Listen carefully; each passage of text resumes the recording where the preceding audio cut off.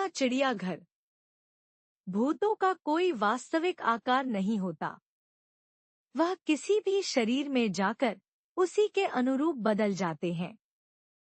इसी से प्रेरित होकर यह घोस्ट की कहानी लिखी गई है।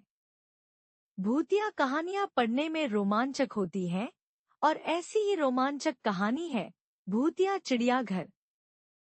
शहरों में लोगों की आबादी लगातार बढ़ती जा रही है। इसके लिए रिहायशी इलाके भी बढ़ते जा रहे हैं और रिहायशी कॉलोनियों को बनाने के लिए जंगल कट रहे हैं। लेकिन जंगल में रहने वाले जीव जंतु रिहायशी विकास से सबसे ज्यादा प्रभावित हो रहे हैं। ऐसे ही सरकारी आदेश के अनुसार एक जंगल काटा जा रहा था। उस जंगल में बहुत से जंगली जानवर थे जिनको संरक्षित करने के लिए एक चिड़ियाघर बनाने पर विचार चल रहा था। ठीक तभी प्रशासनिक निर्णय से एक बहुत पुराने खंडहर को चिड़ियाघर में बदल दिया जाता है और कटे हुए जंगलों से जितने भी जानवर पकड़े गए थे उन्हें इसी चिड़ियाघर में लाकर रख दिया जाता है। लेकिन सभी इस बात से अनजान थे कि यह खंडहर कोई साधारण भवन नहीं है, बल्कि भूतों का एक रहस्यमय ठिकाना है।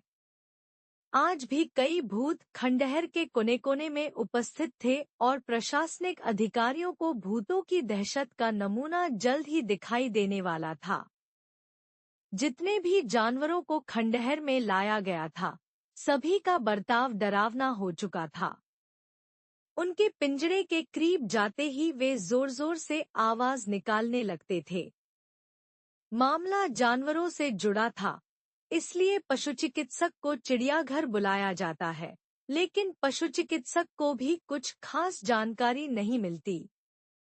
सभी जानवरों के खून की जांच करने के बाद भी उनके शरीर में किसी तरह का कोई इन्फेक्शन नहीं पाया जाता। दरअसल जानवरों के अंदर भूत होना कल्पना से परे था, इसलिए पशुचिकित्सक अपने विज्ञान के माध्यम से इलाज करने का प्रयास कर रहे थे। बहुत जल्द चिड़ियाघर दर्शकों के लिए खोला जाना था, लेकिन जानवरों का ऐसा हाल देखकर आम जनता के लिए चिड़ियाघर खोलने के फैसले पर रोक लगा दी जाती है। शासन की मुश्किलें बढ़ती जा रही थी और जानवरों की हालत बद से बदतर होती जा रही थी। उन्हें एहसास होने लगा था कि जंगल काटकर शायद हमने बहुत बड़ी गलती की है। चिड़ियाघर के अंदर भालू, हाथी, शेर, सांप और कई तरह के पक्षी रह रहे थे। एक रात सभी जानवर भूतिया प्रभाव से उग्र हो जाते हैं और खंडहर की दीवारों को धक्का मार मार कर गिरा देते हैं। दीवार गिरते ही सभी जानवर रिहायशी क्षेत्रों की तरफ दौड़ पड़ते हैं। भूतिया चिड़ियाघर खाली हो चुका था और सड़कों पर जानवर मौत का तांडव मचा रहे थे। रास्ते से निकलने वाली गाड़ियों को हाथी अपने हमलों से क्षतिग्रस्त कर रहे थे और शेर चीते इंसानों को कई टुकड़ों में काट रहे थे।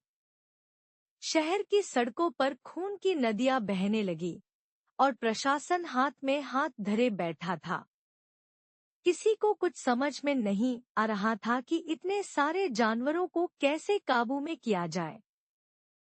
सारे शहर में कर्फ्यू लगा दिया गया था। सभी को लग रहा था कि जंगली जानवर जंगलों के कटने से पागल हो चुके हैं, इसलिए इतना नरसंहार कर रहे हैं। किसी भी कानून में इंसानों की जान को प्राथमिकता दी जाती है, इसलिए जंगली जानवरों को मारने के आदेश जारी कर दिए जाते हैं और आदमखोर जानवरों को हेलीकॉप्टर की मदद से ट्रैक किया जाने लगता है। शहर के चारों तरफ मौत मंडरा रही थी। जानवर अब कॉलोनियों में घुसकर लोगों के घर तोड़ने लगे थे। कोई पहाड़ों में भाग रहा था तो कोई पेड़ों पर चढ़ रहा था। सब कहीं न कहीं अपनी जान बचाने में लगे हुए थे। सारे शहर में आर्मी तैनात कर दी जाती है और आर्मी टैंक सड़कों पर जानवरों को ढूंढ ढूंढ कर मारने लगते हैं।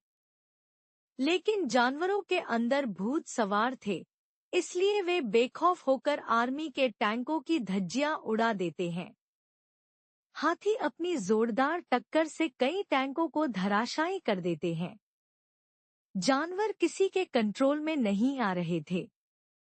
तभी अचानक ऊपर उड़ रहे हेलीकॉप्टर पर एक विशालकाय बाज झपट्टा मार देता है, जिससे हेलीकॉप्टर का संतुलन बिगड़ जाता है और वह घने जंगल में जा गिरता है। जोरदार धमाके के साथ हेलीकॉप्टर के अंदर मौजूद सभी लोगों की जान चली जाती है। भूतिया जानवरों ने आतंक मचा दिया था, लेकिन इसके लिए जिम्मेदार हम लोग ही थे, जिन्होंने अपने फायदे के लिए उनके जंगलों को कटने दिया और जंगली जानवरों को मजबूरी में उस भूतिया चिड़ियाघर में आकर रहना पड़ा। आर्मी की गोली से अचानक एक शेर मर जाता है, जिसे उठाकर अनुसंधान केंद्र लाया जाता है ताकि उसकी जांच की जा सके। सभी परीक्षणों की रिपोर्ट आने के बाद वैज्ञानिकों को पता चलता है कि जानवरों के मानसिक हार्मोनल परिवर्तन हुए हैं और यह बदलाव कुछ समय पहले ही हुए थे। लेकिन ऐसा क्यों हुआ और जानवर ऐसा व्यवहार क्यों कर रहे थे? इसका जवाब खंडहर के अंदर ही छिपा था। वैज्ञानिकों को खंडहर पर संदेह होता है, इसलिए वे अपने यंत्रों के साथ उसी भूतिया चिड़ियाघर पहुंच जाते हैं और खंडहर के कोने-कोने की फ्रीक्वेंसी जांचते हैं। तब उन्हें अपने डिवाइस पर आत्माओं की उपस्थिति के संकेत दिखाई देते हैं।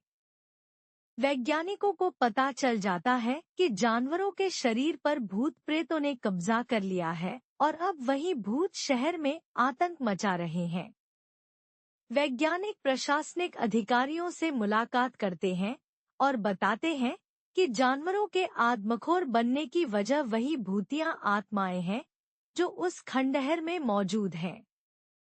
जानवरों को बचाने और शहर को श्मशान बनने से रोकने के लिए स्पेशल कमांडो टीम बनाई जाती है। कमांडो को कुछ खास हथियार दिए जाते हैं और वे बुलेट गन इंजेक्शन की मदद से एक-एक करके जानवरों को काबू में कर लेते हैं। हालांकि मजबूरी में कुछ जानवरों को जान से मारना पड़ता है। जानवरों को रिसर्च सेंटर लाया जाता है और उनके मानसिक व्यवहार को ठीक करने के लिए न्यूरो हार्मोन ट्रांसप्लांट किया जाता है। कई दिनों के इलाज के बाद सभी जानवरों की हालत सामान्य होने लगती है। लेकिन उस भूतिया चिड़ियाघर को हमेशा के लिए ध्वस्त कर दिया जाता है। भूत केवल इंसानों को ही नहीं, जानवरों को भी क्षति पहुंचा सकते हैं। यह बात वैज्ञानिकों को समझ में आ चुकी थी। जानवरों के आतंक के समाप्त होने के साथ यह कहानी भी समाप्त हो जाती है।